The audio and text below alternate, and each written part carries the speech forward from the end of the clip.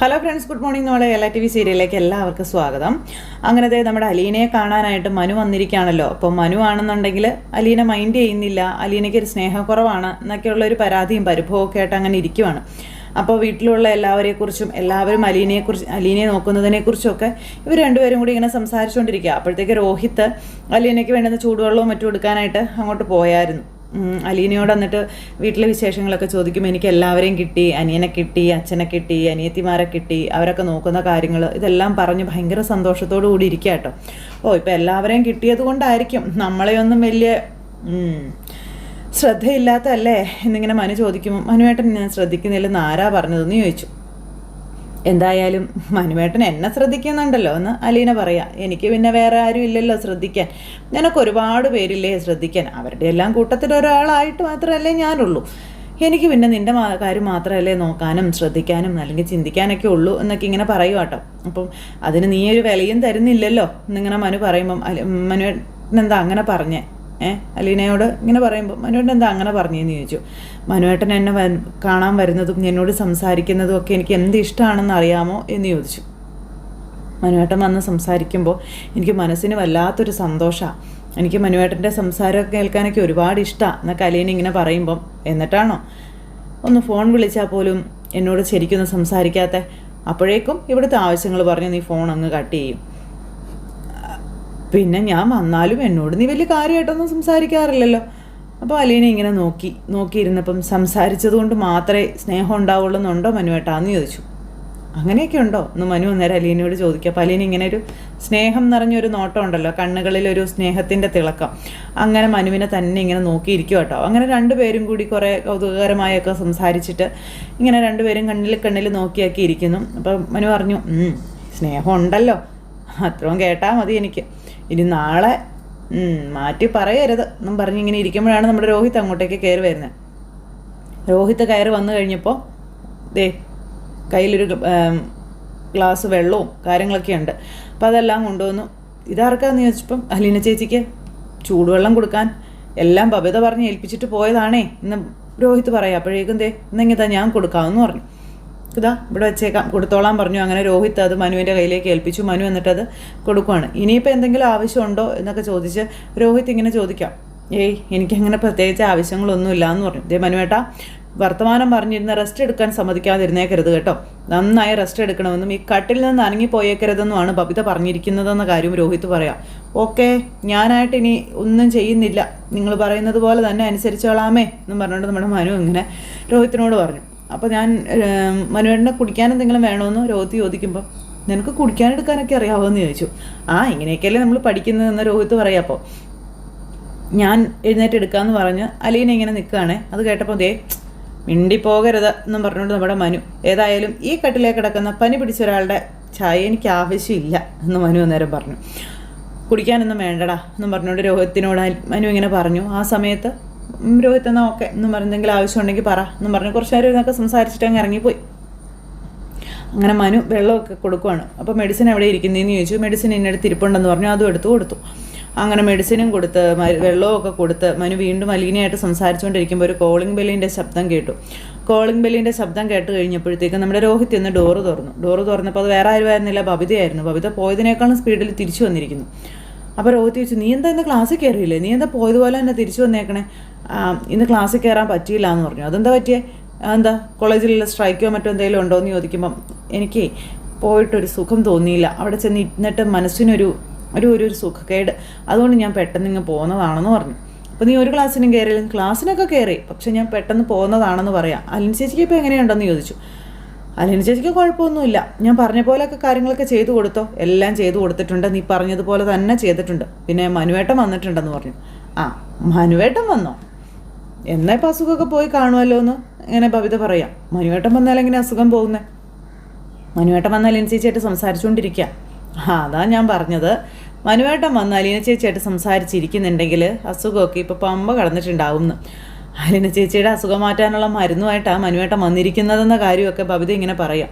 അപ്പോൾ രോഹിത്തിന് ഇതൊന്നും മനസ്സിലായില്ല കേട്ടോ. അത് നീ പറഞ്ഞത് ശരിയാ, മനുവേട്ടൻ മെഡിസിനൊക്കെ കൊണ്ടുവന്നായിരുന്നു. എൻ്റെ ബുദ്ധൂസേ എന്നും പറഞ്ഞുകൊണ്ട് അങ്ങനെ നമ്മുടെ ബബിത അങ്ങ് പോവുക. ബബിത എന്നിട്ട് അകത്തേക്ക് കയറി ചെന്നപ്പോൾ ഇവർ രണ്ടുപേരും കൂടെ അവിടെ ഇരിപ്പുണ്ട്. ഇവർ രണ്ടുപേരും കൂടെ സംസാരിച്ചുകൊണ്ടിരിക്കാം. മനുവേട്ട മെഡിസിനുമായിട്ട് വന്നതാണോ എന്നിങ്ങനെ ചോദിച്ചപ്പം അതെന്തായിട്ട് നീ അങ്ങനെ ഒരു ചോദ്യം, മെഡിസിനുമായിട്ട് വന്നതാണോ എന്ന്? അല്ല, മനുവേട്ടൻ വന്നപ്പോഴല്ലേ മെഡിസിൻ കൊണ്ടുവന്നേ. മനുവേട്ടനെ കണ്ടാലേ അലീന ചേച്ചിയുടെ എല്ലാ അസുഖങ്ങളും മാറുമെന്ന് ഞങ്ങൾ പറയായിരുന്നു എന്നൊക്കെ ഭവിത ഇങ്ങനെ അവിടെ നിന്ന് പറയാം. അപ്പോൾ അതൊക്കെ കേട്ട് കഴിഞ്ഞപ്പോൾ ഇവളെന്നോടത് അങ്ങനെയാണ് പറഞ്ഞതെന്ന് രോഹിത്തും പറഞ്ഞു. പിന്നെ അവരെല്ലാവരും കൂടി ഇങ്ങനെ ഇരുന്ന് സംസാരിക്കാം കേട്ടോ. അപ്പോൾ അലീനയാണെന്നുണ്ടെങ്കിൽ ഭയങ്കര ഇതായിട്ട് ഇങ്ങനെ ഇരിക്കുന്നത്. അപ്പോൾ പനി കുറവുണ്ടോ എന്ന് ചോദിച്ച് ഓടിച്ചെന്ന് നെറ്റിയിലേക്ക് തൊട്ടൊക്കെ നോക്കി ബബിത. കുറവുണ്ട്. വരണ്ട ആൾ വന്നു കഴിഞ്ഞപ്പോൾ പനിയൊക്കെ പമ്പ കടന്നു എന്നും പറഞ്ഞുകൊണ്ട് ബബിത ഇങ്ങനെ പറയാം. അപ്പോഴത്തേക്ക് അലീന ഇങ്ങനെ നോക്കുവാണ്. അതുപോലെ തന്നെ മനു, എടി കാന്താരി നിൻ്റെ നാവിച്ചിരി കൂടുന്നുണ്ടെന്നും പറഞ്ഞുകൊണ്ട് മനു നമ്മുടെ ബബിതയോട് പറയുന്നു. ശരി ഞാനിതൊക്കെ കൊണ്ട് വെച്ചിട്ട് വരാമെന്നും പറഞ്ഞുകൊണ്ട് ബബിത അങ്ങോട്ടേക്ക് പോകട്ടോ. ഇതെല്ലാം കഴിച്ചായിരുന്നോ എന്ന് ചോദിച്ചു. ഇല്ല, കഴിക്കാനൊന്നും കൊടുത്തില്ല എന്ന് രോഹിത്ത് പറയാം. ഇതാണോ നോക്കിയത്, ഇനിയിപ്പോൾ വരാമെന്നും പറഞ്ഞുകൊണ്ട് അവിടെ നിന്ന് ബബിത അങ്ങോട്ടേക്ക് പോയി. ബബിത അങ്ങ് പോയി കഴിഞ്ഞപ്പോഴത്തേക്കും മനു, എന്നാൽ പിന്നെ ഞാനധികം സമയം ഇരിക്കുന്നില്ല, ഞാൻ ഇറങ്ങിയേക്കട്ടെ.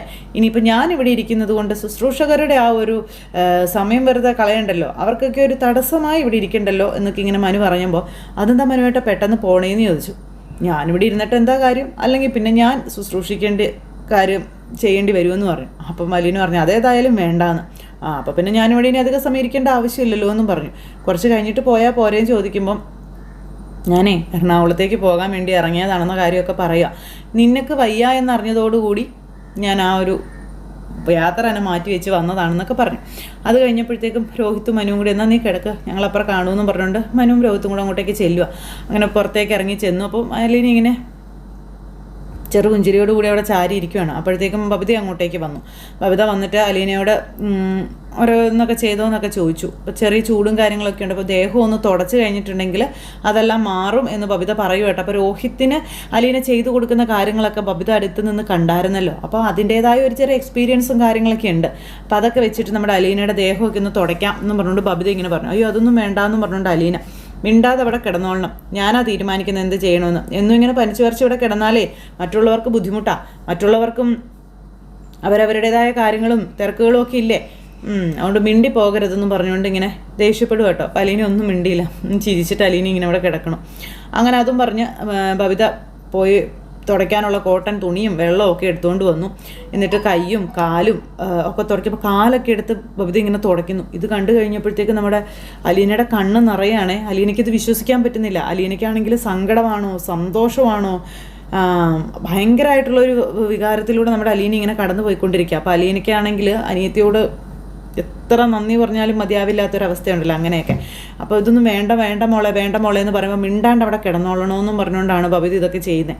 അങ്ങനെ ബബിത അലീനയുടെ കാലിൻ്റെ ഉള്ളംകാല് വരെ തുടച്ചു കൊടുത്തു. എല്ലാം നല്ല തുടച്ച് വൃത്തിയാക്കി. അലീനയ്ക്ക് കരച്ചിൽ വന്നിട്ടില്ല. എന്നിട്ട് കണ്ണുനീരൊക്കെ തുടച്ചിട്ട് ഇങ്ങനെ സന്തോഷത്തോടെ ചിരിച്ചുകൊണ്ട് കരഞ്ഞുകൊണ്ട് അവിടെ ഇരിക്കുക.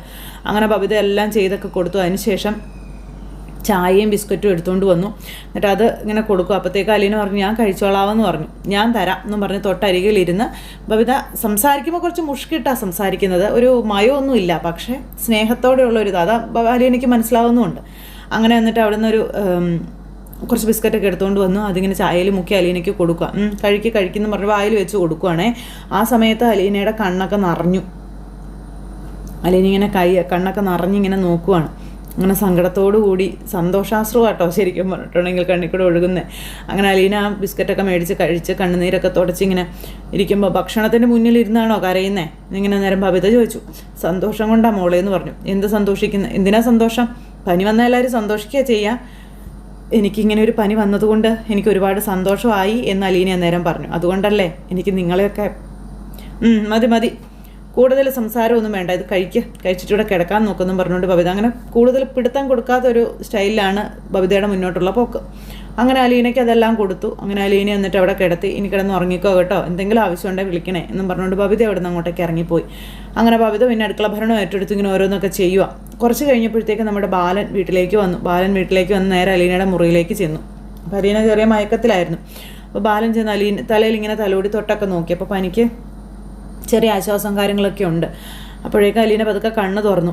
അച്ഛനോ എന്നും ചോദിച്ചിങ്ങനെ എഴുന്നേക്കാൻ തുടങ്ങി. അപ്പോൾ എഴുന്നേക്കണ്ട അവിടെ കിടന്നോളാൻ പറഞ്ഞു. അപ്പോൾ എങ്ങനെയുണ്ടെന്ന് ചോദിച്ചു. നല്ല ആശ്വാസം ഉണ്ട് അച്ഛാ, പനി വിട്ടോ? കുഴപ്പമില്ലാന്ന് തോന്നണം. പിന്നെ അവരെല്ലാവരും എനിക്ക് വേണ്ടി എന്തൊക്കെ ചെയ്യുന്നതെന്ന് അച്ഛൻ അറിയാവോ എന്ന് ചോദിച്ചു.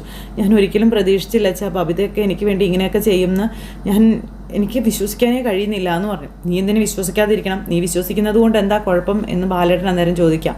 നീ കൊടുത്ത സ്നേഹം അത് ഇരട്ടിയായി നിനക്ക് തിരിച്ചു കിട്ടുന്നതാണെന്ന് നിനക്ക് മനസ്സിലായില്ലേ എന്ന് ചോദിച്ചു. നീ കൊടുത്ത സ്നേഹത്തിൻ്റെ ശക്തിയാണതെന്ന് അച്ഛൻ മകൾക്ക് പറഞ്ഞു കൊടുക്കുക.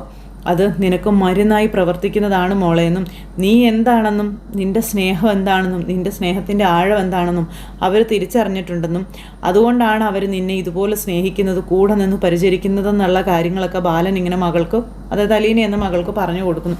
എനിക്ക് ഒരുപാട് സന്തോഷമായച്ചാ. ഞാൻ എന്താണോ എനിക്ക് കിട്ടില്ല എന്ന് ആഗ്രഹിച്ചത് അതല്ല എനിക്ക് കിട്ടിയച്ചാ എന്നൊക്കെ ഇങ്ങനെ പറയുമ്പം ഇനിയിപ്പോഴേ എല്ലാവരുടെ സ്നേഹം കിട്ടിയെന്നും പറഞ്ഞ് ഇവിടുന്ന് ചാടി എഴുന്നേറ്റ് പോകാനൊന്നും നോക്കണ്ട. അവിടെ അങ്ങ് കിടന്നു. ഈ പനിയൊക്കെ ഒന്ന് ശരിക്കും മാറട്ടെ, അതിന് ശേഷമേ ഇവിടുന്ന് അനങ്ങിയാൽ മതി കേട്ടോ എന്ന് പറഞ്ഞു. അപ്പോൾ എനിക്കിപ്പോൾ പ്രശ്നമൊന്നുമില്ല അച്ഛാ, എനിക്ക് ഒരുപാട് ആശ്വാസം ഉണ്ടെന്ന് പറഞ്ഞു. ആശ്വാസം ഉണ്ടെങ്കിലും അതവിടെ തന്നെ ഇരുന്നോട്ടെ കേട്ടോ എന്ന് പറഞ്ഞുകൊണ്ട് ബാലേട്ടൻ ഇങ്ങനെ അലീനയോട് പറയാം. അപ്പോൾ മനുവേട്ടൻ വന്നായിരുന്നു എന്നൊക്കെ പറഞ്ഞു. അവൻ വന്നോ? മരുന്ന് കൊണ്ട് തന്നില്ലേ? മനുവേട്ടനോട് ആരാ വിളിച്ചു പറഞ്ഞതെന്ന് ചോദിച്ചിട്ട് എന്നോട് പറഞ്ഞില്ല, അത് അറിയണ്ടെന്നാ പറഞ്ഞതെന്ന് അലീന ഇങ്ങനെ പറയുമ്പോൾ അങ്ങനെ അവൻ പറഞ്ഞല്ലേ, ഒന്നും അറിയണ്ട, എനിക്കറിയാം അച്ഛനാ അത് വിളിച്ചു പറഞ്ഞതെന്ന്. ഞാനോ? അച്ഛനെ അത് വിളിച്ച് പറയുള്ളൂ എന്ന് എനിക്കറിയാമെന്ന് അലീന ഇങ്ങനെ പറയുമ്പോൾ അമ്പടി കള്ളി എന്നും പറഞ്ഞുകൊണ്ട് ബാലേട്ടൻ ഇങ്ങനെ അലീനയോട് കുസൃതിയോ ചെവിയിലും ഇങ്ങനെ അങ്ങ് പിടിക്കണം. അങ്ങനെ അച്ഛനും മോളും കൂടെ കുറേ നേരം ഇരുന്ന് സംസാരിച്ചു. പിന്നെ വൈജയുടെ കാര്യങ്ങളിരുന്ന് പറയുവാണേ അലീന. പുള്ളിക്കാരി മൈൻഡ് പോലും ചെയ്യുന്നില്ലല്ലോ അതിനെപ്പറ്റി. ആ ഒരു അധ്യായം അതങ്ങ് നീ ഉപേക്ഷിച്ചേക്കാൻ പറയുകയാണ് ബാലേട്ടൻ. അത് ഒരിക്കലും നന്നാകുന്ന ഒരാളല്ല എന്ന് പറയണു. ഇതേ സമയത്ത് അലീനയെ അവിടെ എല്ലാവരും ശുശ്രൂഷിക്കുകയും വൈജയെ ആരും തിരിഞ്ഞു നോക്കാതെയും കൂടി ഇരുന്നപ്പോഴത്തേക്കും വൈജയ്ക്ക് ഇരട്ടി കലിപ്പ്. എന്നിട്ട് ബബിതയെ വിളിച്ചു വരുത്തി ബബിതയെ കടിച്ച് കീറി പറിക്കാനുള്ള കലിപ്പിൽ സംസാരിക്കുകയാണ്. അപ്പോൾ ബബിതയും ശരിക്കും അങ്ങോട്ടേക്ക് അമ്മയോട് സംസാരിച്ചു കേട്ടോ. കാരണം തൻ്റെ രോഹിയേട്ടന് വേണ്ടുന്ന കാര്യങ്ങളൊക്കെ ആരുടെയും മുഖം നോക്കാതെ അലീന ചെയ്തല്ലോ. അപ്പോൾ അതെല്ലാം ബബിത ഇങ്ങനെ എന്നിട്ട് വൈജയോട് പറഞ്ഞു. ആ സമയത്തൊന്നും ആരെയും കണ്ടില്ലല്ലോ എന്നുള്ള രീതിയിലാണ് പറയുന്നത്. അതൊക്കെ അവളുടെ അടവാണെന്നും നിങ്ങളെ എല്ലാവരെയും മയക്കിയെടുക്കാൻ വേണ്ടിയിട്ടുള്ളൊരു അടവ് അവൾ ചെയ്തതാണെന്നൊക്കെ പറയുക. എന്തടവ് കാണിച്ചാലും അത് അടവായിക്കോട്ടെ, എന്ത് ചെയ്താലും ഇപ്പോൾ രോഹിയേട്ടൻ എഴുന്നേറ്റ് നടക്കുന്നത് അലീനയുടെ ആ ഒരു മിടുക്കുകൊണ്ടാണെന്ന കാര്യം ബബിത വൈജയോട് പറയുന്നു. അതൊന്നും വൈജയ്ക്ക് ഇഷ്ടപ്പെടുന്നില്ല. ബബിത ഒരിക്കലും അലീനെ അംഗീകരിക്കില്ല എന്നും അലീനയുടെ അടുത്ത് പോകില്ല എന്നൊക്കെ പ്രതീക്ഷിച്ചിരുന്നതാണ് വൈജ. പക്ഷേ വൈജയുടെ പ്രതീക്ഷകളെല്ലാം തകിടം മറിച്ചുകൊണ്ടാണ് ബബിത വീട്ടിൽ ആ കാര്യങ്ങളൊക്കെ ചെയ്യുന്നത്. അതുപോലെ തന്നെ രോഹിത്ത്, കൃഷ്ണ, അങ്ങനെ എല്ലാവരും. അങ്ങനെ എന്തായാലും അലീനയ്ക്ക് പിടവും വലവും മുമ്പും പിറകുമൊക്കെ സംരക്ഷകരിങ്ങനെ വന്ന് ചുറ്റും കൂടി ഇങ്ങനെ നിൽക്കുക. ഇതൊക്കെ എങ്ങനെ സംഭവിച്ചുകൊണ്ടിരിക്കുന്നു. ഈ സമയത്ത് നമ്മുടെ കൃഷ്ണമോളാണെന്നുണ്ടെങ്കിൽ ഡാൻസ് ക്ലാസ്സൊക്കെ കഴിഞ്ഞ് വന്നു. വരുന്നവരെല്ലാം ഓടി അലീനയുടെ റൂമിലേക്കാണ് വരുന്നത്. അലീനയ്ക്ക് എങ്ങനെയുണ്ടെന്ന് അറിയാൻ വേണ്ടിയിട്ട്. അപ്പോൾ എന്തായാലും അലീനയ്ക്ക് ഒരു പനി പിടിച്ചതോടുകൂടി ആ കുടുംബം മുഴുവൻ ഒറ്റക്കെട്ടായി അലീനയ്ക്ക് സംരക്ഷണ വലയം തീർത്തുകൊണ്ട് ഇങ്ങനെ നിൽക്കുന്നു. വൈജ മാത്രം ആ വലയത്തിന് പുറത്ത്, അഹങ്കാരി, തൻ്റെടി, അങ്ങനെയുള്ള ആ ഒരു ഇതിൽ. അപ്പോൾ അങ്ങനെയൊക്കെ ഒരു സിറ്റുവേഷനും കാര്യങ്ങളും ഇതിൽ കൂടുതൽ വിശേഷങ്ങളും ഒക്കെ ആയിട്ടാണ് നമ്മുടെ ഇന്നത്തെ കഥ വരാനിരിക്കുന്നത്. അപ്പോൾ ആരും മിസ് ചെയ്ത് കളയരുതിട്ടോ. എല്ലാവരും കാത്തിരുന്ന് കാണണേ. എല്ലാവർക്കും നല്ലൊരു ദിവസം ആശംസിക്കുന്നു.